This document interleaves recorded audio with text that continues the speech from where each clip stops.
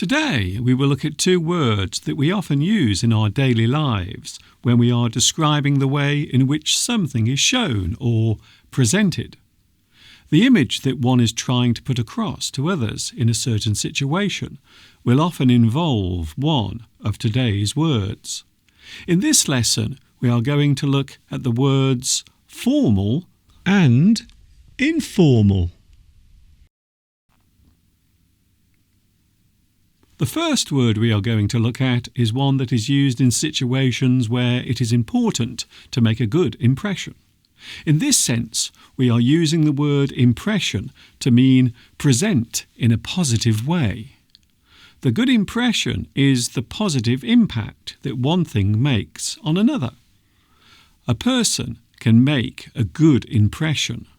They have a certain way of behaving, or their appearance might make a positive response. All of these reactions relate to something being done in a formal way. The word formal is an adjective that relates to the appearance or manner of something being done in accordance with convention or social etiquette. The word convention relates to what is expected or approved of. Convention relates to accepted social behaviour. The word etiquette relates to actions that are seen as acceptable in certain social situations. You might describe etiquette as the rules of social behaviour. For example, the etiquette of meeting a member of the royal family. A certain standard of behaviour will be expected during that moment. That is etiquette.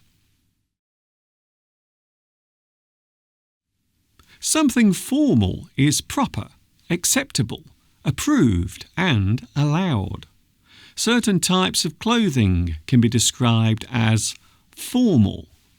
That particular clothing will be worn during special social events. During a business meeting, those attending will wear formal clothing. A certain style that gives the impression of being professional. During a wedding ceremony, the guests will often dress in a formal way. Behaviour is also important when being in a formal situation. The way a person stands, the way they speak, and the words they use whilst speaking must be done in a formal way. Even whilst writing an email, it is often important to use formal grammar and acceptable phrasing. Next, we will have the word that is often described as the opposite of formal, when it is not necessary to present oneself in a strictly acceptable way. We can describe this as informal. To be informal means to be relaxed in one's appearance, manner, and general behaviour. Whilst at home, a person might dress informally. They will wear comfortable clothes that quite often would not be suitable for important social events. Perhaps a person will relax at home in an old t-shirt and a pair of shorts, or maybe an old sweatshirt and a pair of jogging trousers or sweatpants. This particular type of clothing is informal. It can also be described as comfort clothing. Generally, you would not go out in this type of clothing. For general socialising, a person will wear smart clothes. These might be stylish, but not formal in appearance. General clothing worn outside is often considered informal, but still looks smart. Something smart looks pleasant and gives the person wearing it a nice appearance. Of course, some people do enjoy wearing their relaxation clothes in a public place. Perhaps they are popping to the shops to buy something quickly. They don't bother changing their clothes. They go out as they are, wearing their old t-shirt and sweatpants. Certain types of clothing that is worn generally might not be acceptable in a situation where someone has to appear smart and formal.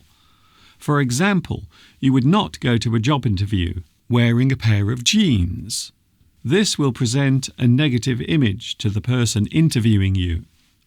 Perhaps you are going to a party and you are unsure what to wear. Do you go in smart, formal clothes, or do you dress casually? Again, this depends on the type of situation taking place. Sometimes there might be no strict clothing rule for that particular event. We often refer to this as a dress code. Basically, this refers to the type of clothing that must be worn at a certain time. The dress code is literally the rules of what clothing to wear for a certain situation. There might be a dress code at work. The employees must wear certain types of clothing during their working hours. This might be a suit and tie, or perhaps a uniform that clearly shows you are an employee of that company. Another use of formal occurs when we are writing.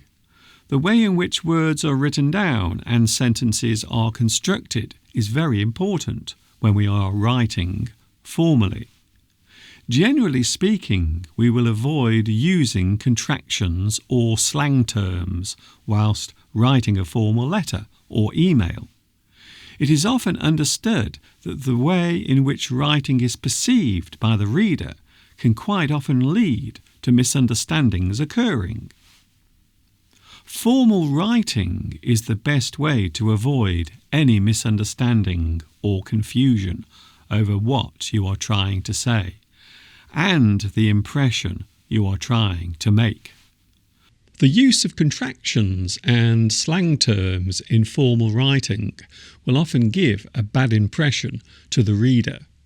Because of this, it is always best to use appropriate grammar and avoid any use of colloquial phrases and abbreviations. You are trying to make a good first impression with your composition, and the only way you will do that is by choosing what you write and how you write it carefully. In general day-to-day emails and text messages sent between friends, it is generally acceptable to use informal English. Those who are familiar with each other are less likely to worry too much about the way in which they compose their messages. When writing to a company inquiring about a job vacancy, you must always use formal composition. No slang words, no contractions, and keep it professional.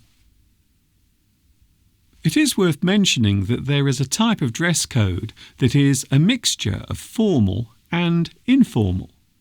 In a situation where the dress rules are relaxed, but still not formal, we can describe the required clothing as being smart casual. This is a combination of something that looks smart, but is also comfortable to wear. Nowadays, many companies will have a smart casual dress code during their business meetings.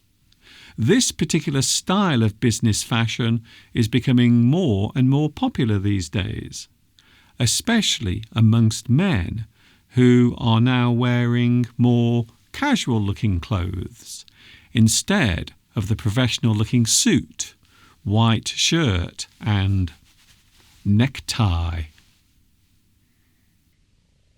Generally speaking, we will normally accept informal behaviour on a day-to-day basis. We will often refer to it as informality.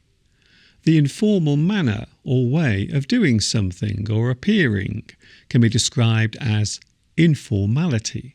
This noun describes a relaxed, friendly or unofficial style or nature. The absence of formality can be described as informality. You may have noticed that my English lessons often have formal and informal styles. Some of my videos are more formal in their appearance, whilst others are more relaxed and welcoming in their presentation style. Sometimes it is nice to see your teacher wearing smart, formal clothing. Other times it is refreshing to see your teacher wearing informal clothes and looking slightly more relaxed in their appearance. Which style do you enjoy watching me in? Do you like my formality or my informality? Please let me know in the comments below.